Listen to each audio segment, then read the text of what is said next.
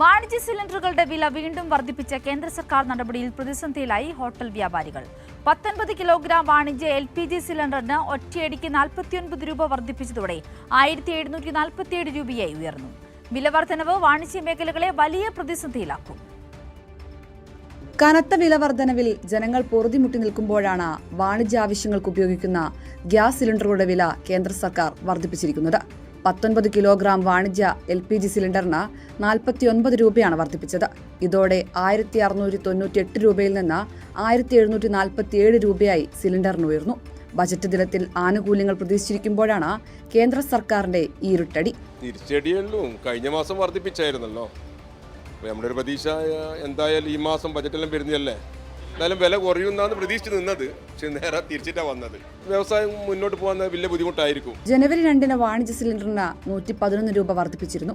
നിരക്ക് വർധന റെസ്റ്റോറന്റുകൾ, ഹോട്ടലുകൾ തുടങ്ങിയ ബിസിനസ്സുകളിൽ ഭക്ഷണത്തിന് വില വർധനവിലേക്ക് നയിക്കും. ഇത് സാധാരണക്കാർക്കും ഇരുട്ടടിയാകും. കൈരളി ന്യൂസ്, കൊച്ചി.